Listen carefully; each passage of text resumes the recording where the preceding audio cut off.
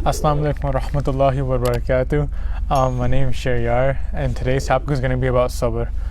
So once people hear about the word sabr, the first thing that comes into mind is patience. But if you really dissect the word, there is a lot more meaning behind the word sabr.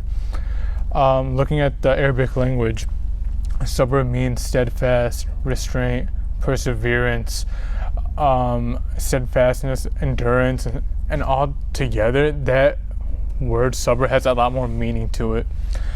Allah subhanahu wa ta'ala put us on this earth to test us. Every second we're getting tested.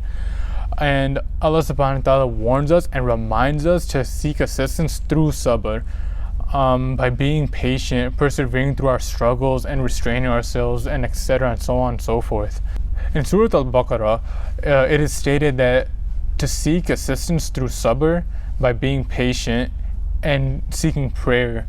He also reminds us that this is very difficult. This is very difficult to do, except for the ones who are pious, who are humble, and who have accepted wholeheartedly what Allah subhanahu wa ta'ala's laws are. And for those types of people, seeking sabr or engaging in sabr is very easy. So obviously when we think of sabr, we think of patience, but there's 3 different types of sabr. The first type of sabr is endurance to fulfill Allah's requirements. The second type of sabr is restraining oneself from what Allah subhanahu wa ta'ala has prohibited upon us.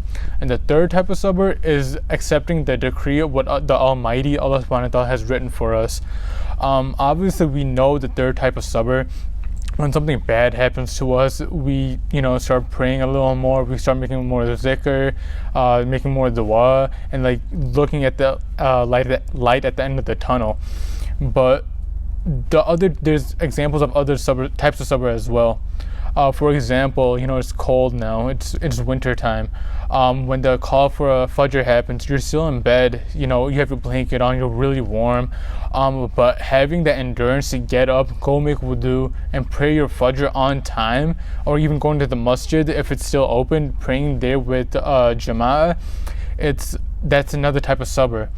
The other type of sabr would be, when you're conversing with someone, you're in a gathering, you guys are talking, and you start backbiting purposefully or on accident, and you guys remind each other or restrain from doing those type of talks.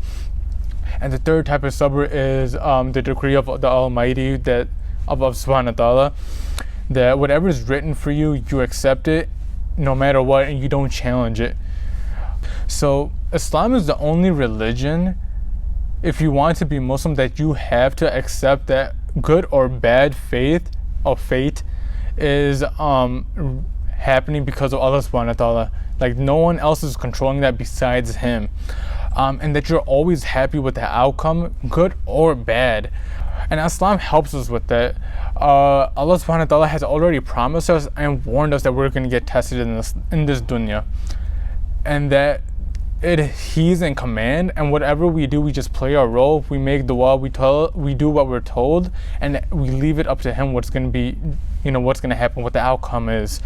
Now I understand that we're in the middle of a pandemic, Corona is happening, everything is shut down, but we just got to remind ourselves this is just another test. We need to, abide by the laws wherever you are. Just listen to what's happening, wear your mask or whatever it is, but it's just another test. Enduring through the hard times, being patient, restraining yourself from certain activities, like going out with your friends, doing gatherings, having these big parties, big weddings and stuff like that. That's all sabr right there. You're enduring through another hardship, and at the end of the day, we just gotta make dua and pray and just hopefully this fitna just goes away. I hope you guys learned something from this. Jazakallah for listening, taking your time out of your day. Assalamu alaikum wa rahmatullahi wa barakatuh.